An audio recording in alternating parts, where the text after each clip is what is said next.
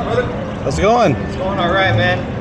Atheism is unreasonable and stupid. Let's talk. That's right. Let's talk. You want to talk? You want to sit down? Sure, man. Why not? Awesome. Cool. Take the microphone. Sounds good. You're my first guest of the day. Oh, no way. Yeah, I just got here about 10 minutes ago, Well, probably. I don't have a whole lot to talk about, but I'll give this a shot here. That's okay. Tell me your name. I'm Nick. Nick Hayden. Pleasure to meet Thanks you, for brother. sitting down. Yep. So I'm kind of in a little bit of like a crisis of faith myself. Okay. I was raised like pretty Christian, and around the time I was like 12 or 13, I remember like being in church and like seeing everybody like pray and being like, okay, this is a cult, you know, there's something not right here. Plus all the stuff that goes on with like the Vatican and like abusing young boys. Were you raised in a particular religion, like denomination-wise, or was it non-denominational Christianity? It was non-denominational. Okay. I mean, I was baptized, I had my Holy First Communion, all stuff like that, but I don't know, like when you look at all the problems with like churches and like religions, it's really easy to like turn away from it. And I found that like when I turned away from like religion around the time I was like 12 and 13, this may be just coincidental, but that's when I got into like smoking weed. That's when I got into just a lot of like really bad stuff and kind of had a hard run of life until I was around like 24, 25. And I turned back to like... How old are you now? Sorry. 28. Okay, cool. Yeah, so then I turned back to Jesus and kind of surrendered myself, like legitimately.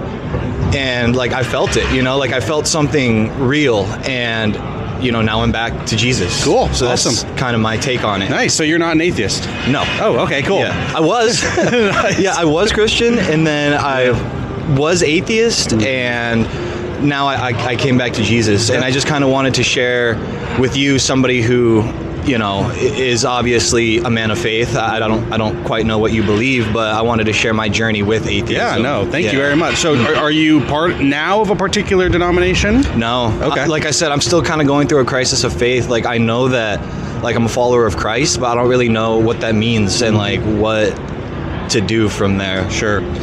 You know, I will say, to be straightforward with you, I am here to disagree with people. Sure, yeah. And so maybe we could have a conversation about why non-denominational Christianity for you rather than like an authoritative, like a Catholic or an Eastern Orthodox. By myself, I'm a Latter-day Saint Mormon. Okay. So are you from Utah? No, I'm from here. Okay, right on. I know a lot of people in Utah. Makes sense. But our critique of non-denominational or Protestant or evangelical Christianity is that it, at the root, not having a central authority, for example, to interpret Scripture, causes many issues, right? That's why you have so many denominations. So do you have any thoughts regarding, so like I would assume you believe the Bible. Yes. And so my concern would be, first of all, why do you believe the Bible? And how do you determine who has the right interpretation? That's a great question. Yeah, that's a great like thought on it. And you know, a big critique of the Bible is people say like, oh, it was written like 600 years after, you know, the events of Jesus. But, you know, in reality, what you have is a group of men who were followers of faith who saw a bunch of holy books or a bunch of just regular books in front of them that documented the life and the teachings, and you have law, you have poetry, you have all of these letters, you have prison letters that all make up the Bible.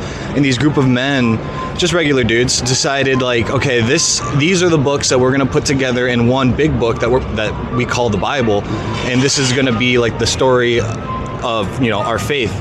And look, man, I don't know how you would determine like what is credible and what's not, and I think that really comes into like faith. But I mean, I'll be honest with you, when it comes to like Mormonism and like Latter-day Saints, I don't know. Have you seen that South Park episode? Oh, yeah, where they're all in hell? Well, no, the one with Joseph Smith? Yeah, the one with Joseph Smith. Yeah. Like, you know, I think the creators of South Park are former Latter-day Saints. Did you know that? I didn't know that. Yeah, that's Trey Parker and Matt Stone, yeah, right? Are you kidding me? I could be fact-checked on it, but I'm pretty sure. No way. Yeah, but I know here's the crazy part though, right? Like they're making fun of, well, they make fun of everybody. Yeah, so that's why I like them so much. It was our turn, and I'm totally okay with it. But they show Joseph Smith and they show the seer stones. Are you familiar with any of our history or how that worked? Literally, I know everything about Mormonism from that South Park episode. Oh, okay, so it's not very much then. Yeah. Okay, so here's, if you just have a minute, I don't know what your schedule is. I do. So a lot of people would say that they believe in Christianity because of the resurrection of Jesus Christ, right? Which I would agree with. I think, so my question is for you, why do you believe in the resurrection of Jesus Christ? Like, what evidence do you have for that? Okay. And then I'd like to share with you why I think Mormonism has even more evidence than the resurrection of Jesus Christ. Okay, sure. Using the same standard, but tell me why. So yeah, the resurrection is kind of that thing that elevated, Jesus from man to, that God status, even though he was already performing miracles like on earth and all that stuff. But I'll be honest with you, man, my interpretation of Jesus doesn't come from like the miracles and the resurrection. It comes from the fact that he was a man born under Julius Caesar in the Roman Empire, created a mass following. He wasn't raising armies. He wasn't raising money. He was just a dude teaching people to find like the God within themselves. And I think like modern faith, which is why I have a hard time finding a denomination, has taken that and skewed the word of Jesus into this God man who can perform miracles. And if you turn to Jesus, if you're blind, you can see, and all this crazy nonsense that I don't really buy into. I'm more just trying to follow the word. Are you saying that you don't believe in miracles? Kind of, yeah. I mean, so do you believe that he was resurrected? That's a miracle. I don't know. That's the thing. I don't even see how it's like. All I know is, since history has started to become a lot more like like you can see it, everything, the world is a lot more connected than it was. We can see what's going on in the Middle East with our own eyes, today, if we, go on our phones and we can see what life is like over there.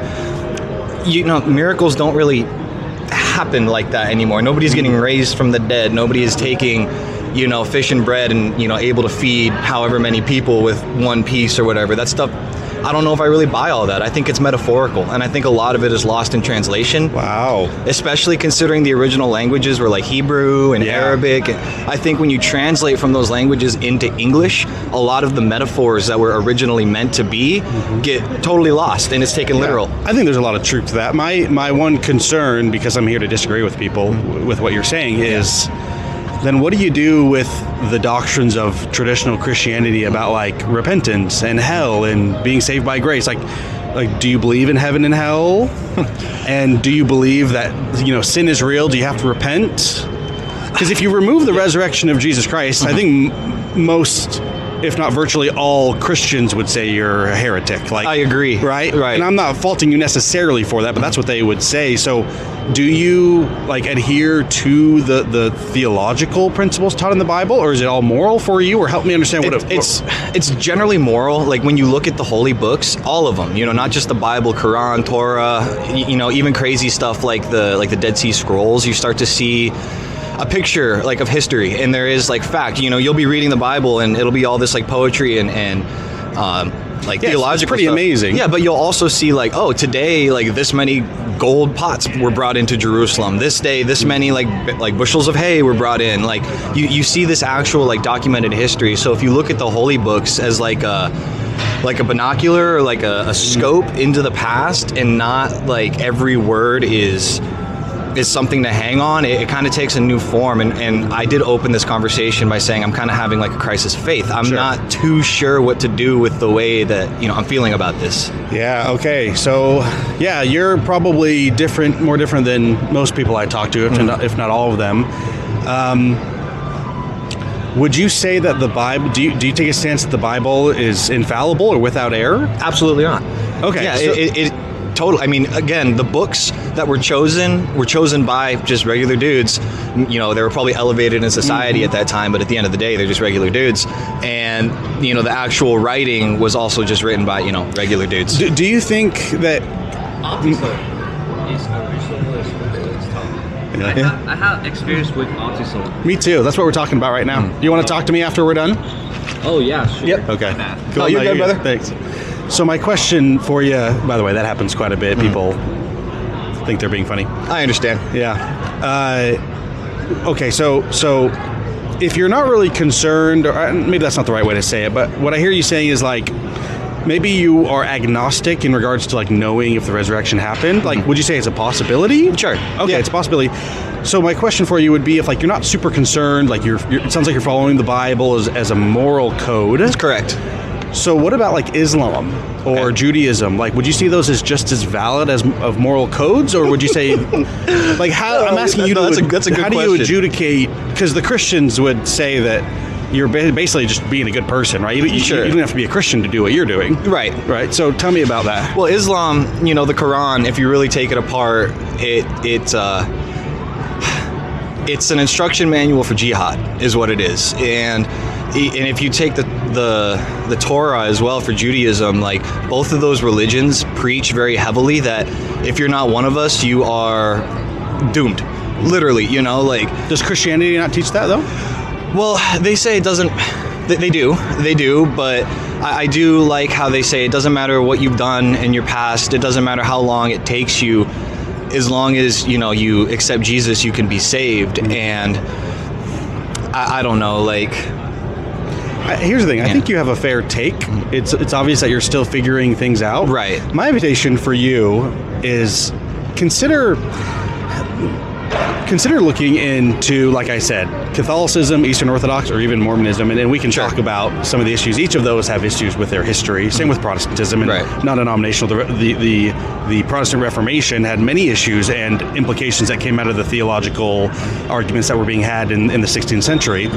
But consider the implications of not being able to interpret, right? Because my concern is if a person reads the Bible, I don't know about you. I don't read ancient Greek. I don't read Koine Greek. So we're relying on scholars who are fairly knowledgeable, right? Mm-hmm. I trust them. Yeah. We trust them. They're educated. Yeah, but they don't interpret the text. They're translating the text from different languages into English, as far as we read. Direct translation. So I would invite you. That would just be my invitation for you is to consider the implications of not having somebody who is able to authoritatively interpret. Because then, how do you know?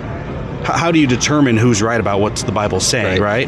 It'd be impossible. You'd have to learn the ancient language and do your own. Well, not even that, because we do have people who know the ancient languages, and they can disagree on what it meant. Does that make sense? Like the intent of the speaker. Right. Does that make sense? Yep. And that's exactly right. That's the nail on the head, and why there's so many interpretations and why people find what works for them. It's just challenging for me because I haven't found anything that works, for me. I don't like that too strong, authoritative saying this is what it was meant. Even though you could be as educated or have as many scholastic accolades as you want, at the end of the day, an interpretation is just that. It's an interpretation, and metaphor and all these. It's complicated. It's complicated, and.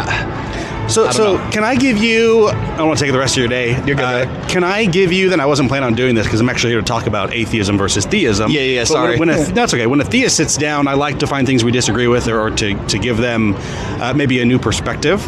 Would it be okay if I gave you my best case for Mormonism over all other denominations? Yeah, I'm curious. So this is in the realm of miracle. Okay. But I think it's pretty convincing. And I think it's, like I said earlier, I think it's even more well documented than the resurrection of Jesus Christ. And I do. I believe in the literal resurrection of Jesus of Nazareth, who is taught of in the New Testament as we read it today. Got you. That being said, in the South Park episode, you probably saw Joseph Smith translating the Book of Mormon, right? That's really what we call the keystone of our religion. It kind of sets us apart from all. And then we have additional scripture, and we're concerned about authority claims and who's able to speak on God's behalf and who's able to administer what we call ordinances. The Catholic Church would call them sacraments, like baptism or confirmation. You know those.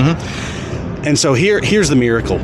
Joseph Smith, at age 23 in the year 1829, having what most scholars would agree is a third grade education, education, dictated verbally 269,000 words. It comes out to 531 pages in our Book of Mormon today, to a scribe over 65 days. In a single stream of conscious, meaning he wasn't looking at something and then looking at something else, and he wasn't comparing books. All of the records say that the way he did it, and South Park got this right, he put his face in a hat, in a top hat, and there was a seer stone that he claimed had words on it. That was the translation of the Book of Mormon, which come from ancient plates, from an ancient civilization in America. Right, yeah, that's kind of what I remember. Yes, and so if you do the math, well, let me give you some comparisons. Tolkien, who wrote Lord of the Rings, he wrote it over a long period of time. It took him 12 years to do it. And he invented a language. Yeah, it's insane. So very complicated, right? And lots of storylines and characters and craziness. Plots and subplots and all these things. If you do the math, I think the total word count comes out to 100 and 109 words per day that he was writing. Tolkien? Tolkien, Okay. 109 words. Now, if we look at more modern writers, such as J.K. Rowling, who wrote Harry Potter, Right. her fastest write, as I understand it, was Prisoner of Azkaban. I don't know if you like Harry Potter. I do. I like So- J.K. Rowling as well. Okay, yeah, me too. She's awesome. She's totally based. Yep, she's awesome. At her fastest writing of a book, she was writing at 293 words per day, which is more than double, almost triple Tolkien. That's right? cooking, yeah. But to be fair, her books are probably less complicated than Lord of the Rings, Yeah. right? Now, one last comparison, Stephen King. He writes horror, right? Yep. Very fast writer, very talented. His longest book, I think, was like almost 500,000 words. And it took him like a year or two. I think it was 2 years to write. It's called The Stand.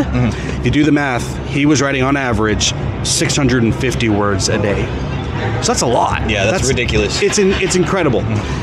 If you write, I don't know if you write or if you know someone who writes or somebody here writes, they know that that's insane. Now, the question also has to be asked, how many drafts did it take them to write all those books? Did they just do it in one draft? No way. No, it took them years or a year and editing, and they had people look at it, and there was plot holes, and there was contradictions, so they had to fix it. So you have 109, 293, and 650 about. If you do the math, Joseph Smith was dictating to a scribe over 4,000 words a day. And the historical record is clear that it's kind of funny when they'd be translating, he'd be dictating, the scribe would be writing, and the authors I gave you before were writing or typing rather on typewriters and keyboards. They were using quill and ink, right? So imagine how slow it was. I see. Imagine if they had a typewriter.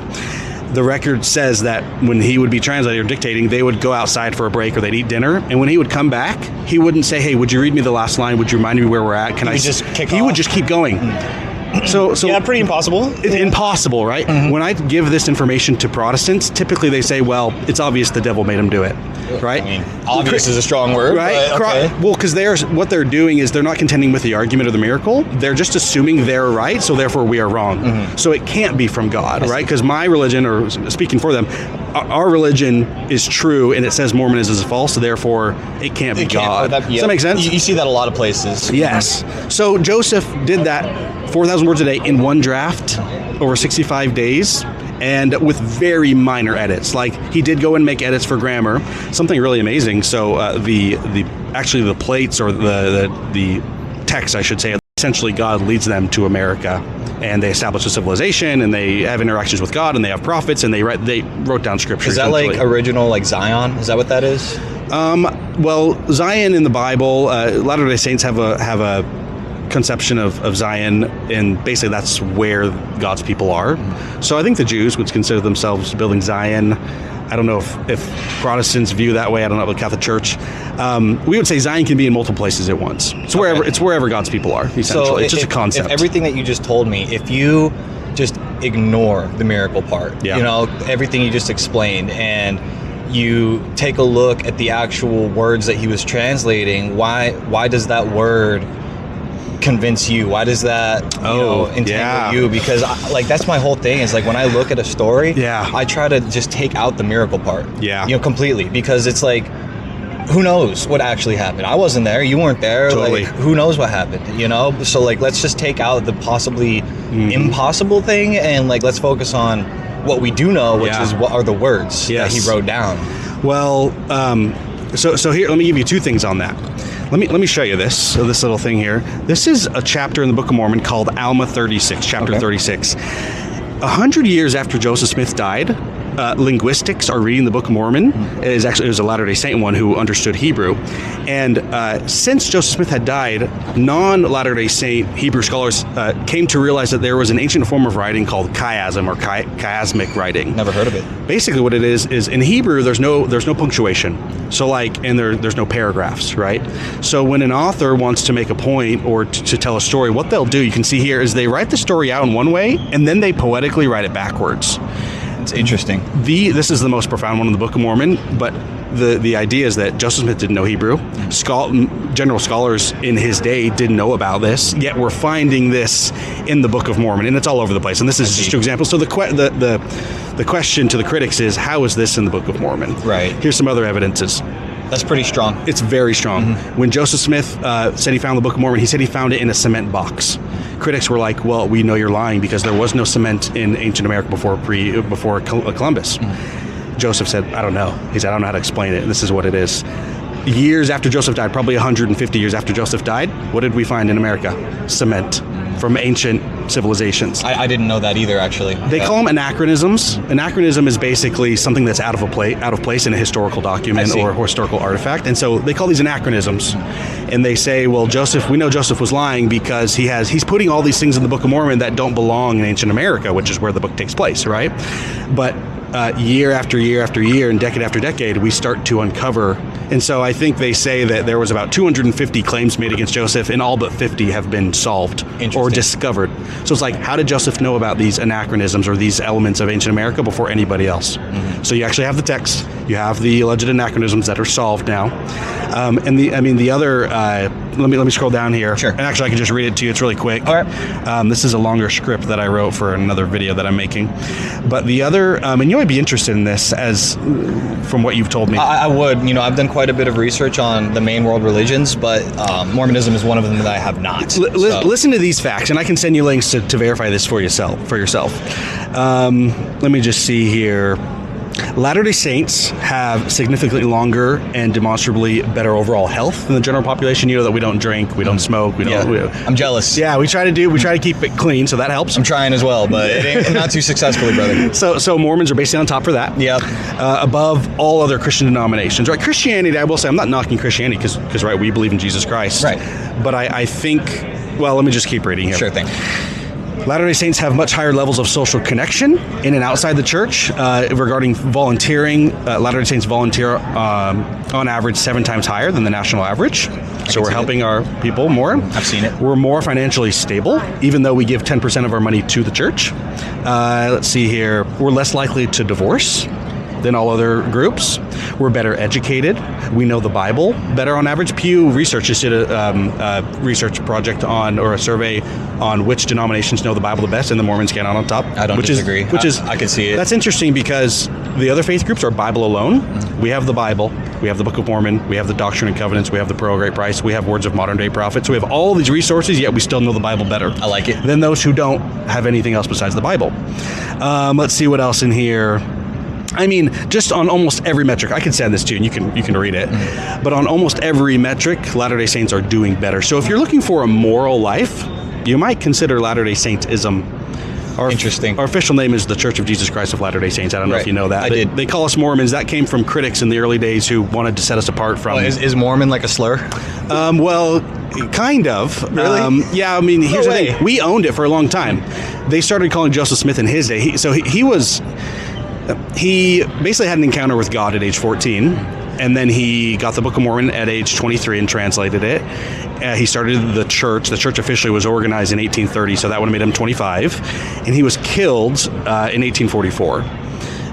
Which is crazy modern if you think about it. It's like, insane. It was just like 200 years ago or less. A couple generations. Yes, less than 200 years ago. Oh, shoot, what were we just talking about? What do you mean? Why did I bring that up? Because we were going through... this right here, and you were trying to make some points about Latter-day Saints, because I'm kind of, I've been spitting against miracles and there was a reason I lost my train of thought. Anyway, I just think you should look into it. I will. I'm not saying these are here to convince you or they're going to convince you, but from what you're looking for, this kind of takes the cake. Nice. Now, one of the issues with that is you're going to have to live your life in a certain way. Mm-hmm. So that's most of the holdup. Do you know the missionaries, like LDS missionaries? Have you seen them? They mean like they go door to door? Yes. Yeah. So I was a missionary in Utah. You guys have to do that, right? It's expected of the men. There's a word for it. It's called like your journey or your mission. Just mission. Sure, mission is what we call it. But anyway, the reason I bring it up is because I went to Utah, my mission of all places, where Latter-day Saints are prominent. Home base. Yeah, exactly. Mm-hmm. But there's a lot of non-members there, and we were teaching this lady, and she basically we said, "Will you read the Book of Mormon?" Because that's our invitation. Will you read it and come to know for yourself that the Book of Mormon's true, and be convinced by the Spirit and pray about it? And she said no. And that was the first and only time I ever had somebody tell me no. And we said, why not? And she said, because if I come to know it's true, then I have to change my life, and I don't want to do that. And that's kind of self-aware. It's very self-aware. Yeah. I don't think she's a member today. She had a vice of smoking, and she didn't want to give that up. She's probably set in her 70s now. And so I'm letting you know that with, as Uncle Ben says, great power comes great responsibility. And anyway, but here's the cool part. sounds like you're looking for a life of change. I am, brother.